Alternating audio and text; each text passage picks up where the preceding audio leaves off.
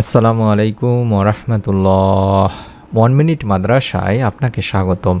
আজ আমি আলোচনা করব, আমরা যদি প্রতি বৃহস্পতিবারে আসরের নামাজের পরে একটি করে দোয়া পড়ি এবং আমাদের পরিবার সংসারের রিজিকে বরকত চাই, ঘরে যাতে অভাব অনটন না আসে, আল্লাহ তাআলা যতটুকু রিজিক দেন তার মধ্যে যেন আমাদের খুব সুন্দরভাবে চলে যায়, তার জন্য যদি দোয়া করতে পারি, আল্লাহ তাআলা আমাদের পরিবার সংসারে ইনশাল্লাহ রিজিকে বরকত দান করবেন। মনের মধ্যে শতভাগ বিশ্বাস নিয়ে আমলটি আপনারা করবেন, এই উদ্দেশ্যে ভিডিওটি সম্পূর্ণ দেখতে থাকুন। আরবি হিসেবে তারিখ শুরু হয় পূর্ববর্তী সন্ধ্যার পর থেকে, অতএব বৃহস্পতিবার দিবাগত রাত থেকে শুক্রবার সন্ধ্যা পর্যন্ত জুমাবারের অন্তর্ভুক্ত। জুমার দিন শুরু হলে বিশেষ কিছু ফজিলতপূর্ণ আমলের দিকে আমাদের নজর দেওয়া উচিত, কেননা জুমার পুরো দিনটি আমলের ও দোয়া কবুলের উপযুক্ত একটি দিন।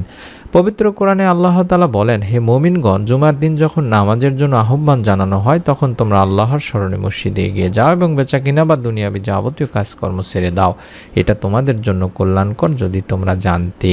আল্লাহ রাসূল সাল্লাল্লাহু আলাইহি ওয়াসাল্লাম আরও বলেছেন, সোমবার ও বৃহস্পতিবার আল্লাহ সব মুসলিমকে ক্ষমা করে দেন, তবে ওই দুই ব্যক্তি ছাড়া যারা একে অপরকে বর্জন করেছে তাদের সম্পর্কে আল্লাহ বলেন, পরস্পর মিলে যাওয়া পর্যন্ত এদেরকে আপন অবস্থায় ছেড়ে দাও। ইবনে মাজাতে বলা হয়েছে। অর্থাৎ এই হাদিসের আলোকে আলেমেরা বলে থাকেন যে বৃহস্পতিবারে বিবাদ মিটিয়ে নেওয়া উচিত, কেননা যেসব মুসলমান ঝগড়া করে অন্যের প্রতি রাগান্বিত হয় তাদের এই রাতেও ক্ষমা করা হবে না। একইভাবে আত্মীয় স্বজনের সাথে সম্পর্ক ছিন্নকারীকেও এই রাতে ক্ষমা করা হবে না। এ কারণে নবীজি সাল্লাল্লাহু আলাইহি সাল্লাম কোনো মুসলমানকে অন্য মুসলমানের সঙ্গে 3 দিনের বেশি রাগ করে থাকতে নিষেধ করেছেন। বুখারী মুসলিম শরীফের একটি হাদিস। এই পবিত্র বৃহস্পতিবারই হচ্ছে জুমার বা শুক্রবারের আগের দিনই ভাই বোনেরা, তাই এই দিনে এবং রাতের অনেক ফজিলত রয়েছে। পবিত্র জুমার দিনের আগের রাতে আমরা যদি বেশি বেশি দরুদ পড়তে পারি এবং এই ছোট্ট দোয়ার আমলটি করতে পারি, বিশেষ করে আসরের নামাজের পরে, আল্লাহ তাআলা ইনশাআল্লাহ বান্দার আমল কবুল করে নেবেন, মনের নেক আশা পূরণ করে দেবেন। কারণ আল্লাহ রাসূল সাল্লাল্লাহু আলাইহি ওয়াসাল্লাম বলেছেন, সোমবার ও বৃহস্পতিবার এই দিন দুটি এমন যে দিন দুটিতে বান্দার আমলসমূহ আল্লাহ তাআলার সামনে হাজির করা হয়, আর আমি রোজা থাকা অবস্থায় আমার আমল আল্লাহ তাআলার সামনে পেশ করা হোক বা হাজির করা হোক, এটাই আমি পছন্দ করি। মুসলিম শরীফের একটি হাদিস। সুবহানাল্লাহ। অর্থাৎ আল্লাহ রাসূল সাল্লাল্লাহু আলাইহি সাল্লাম বৃহস্পতিবারে রোজা রাখতেন। আপনারা যদি সম্ভব হয় রোজা রাখার চেষ্টা করবেন, যদি রোজা রাখতে পারেন তবে রোজা না রাখলেও আপনারা আমলটি করবেন তিনি ভাই বোনেরা। যে আমলটি করব সেটি হলো রিজিক বৃদ্ধির আমল বা ধনী হওয়ার আমল বা রিজিকে বরকত লাভের আমল। হযরত ইবনে উমর রাদিয়াল্লাহু তাআলা আনহু বর্ণনা করেন, এক সময় জনৈক ব্যক্তি হুজুর আকরাম সাল্লাল্লাহু আলাইহি সাল্লামের খেদমতে এসে আরজ করল, ইয়া রাসূলুল্লাহ সাল্লাল্লাহু আলাইহি সাল্লাম, দুনিয়া আমাকে পরিত্যাগ করেছে এবং আমি অভাবগ্রস্ত এবং অক্ষম হয়ে পড়েছি, আমার পরিত্রাণের কোনো উপায় আছে কি? তার উত্তরে হুজুর পাক সাল্লাল্লাহু আলাইহি সাল্লাম বললেন, তুমি কোথায় আছো, ইহলোকে না পরলোকে? সালাতে মালাইকা বা ফেরেশতাগণের দোয়া এবং তাসবিহে খালাইক যার বদৌলতে ফেরেশতাগণকে রিজিক প্রদান করা হয়, তা তোমার কাছ থেকে কোথায় গেল? যে দোয়া ও প্রার্থনার বরকতে ফেরেশতাকুল এবং মানব জাতি স্ব জীবিকা প্রাপ্ত হয়ে থাকে, তা কি তুমি জানো না? সেই ব্যক্তি আরজ করিল, সেই দোয়াটি কি ইয়া রাসূলুল্লাহ সাল্লাল্লাহু আলাইহি সাল্লাম? হুজুর পাক সাল্লাল্লাহু আলাইহি সাল্লাম তাকে এই দোয়াটি শিখিয়ে দিয়েছিলেন। আমরা এই দোয়াটি কম করে হলেও একবার অন্তত পাঠ করব। প্রতি বৃহস্পতিবার আসরের নামাজ আদায় করার পরে কম করে 11 বার যে কোনো দরুদ পাঠ করার পরে অন্তত একবার এই দোয়াটি পাঠ করব। আমি দোয়াটির বাংলা উচ্চারণ সহকারে দেখাই দিচ্ছি, যাতে করে আপনারা সকলে এই দোয়ার আমলটি করতে পারেন। সুবহানাল্লাহি ওয়া বিহামদিহি, সুবহানাল্লাহিল আযীম ওয়া বিহামদিহি, আস্তাগফিরুল্লাহ।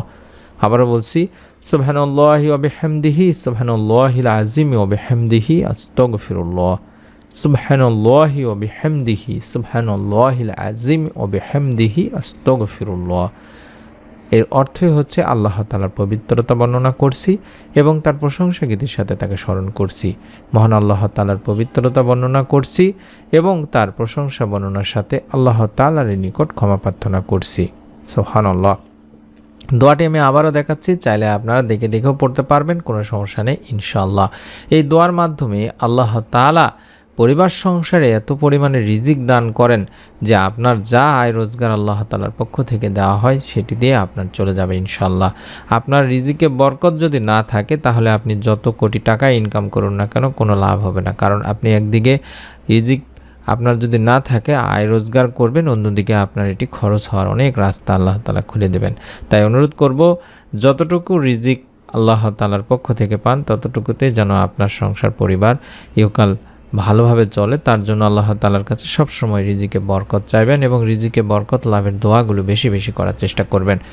এই বৃহস্পতিবার আল্লাহ তাআলার সামনে বান্দার আমল উপস্থাপন করা হয়, তখন যদি আপনি এই রিজিকে বরকত লাভের দোয়াটি পড়তে পারেন, আল্লাহ তাআলা চাহে তো আপনার পরিবার সংসারে ইনশাআল্লাহ রিজিক ঢেলে দেবেন।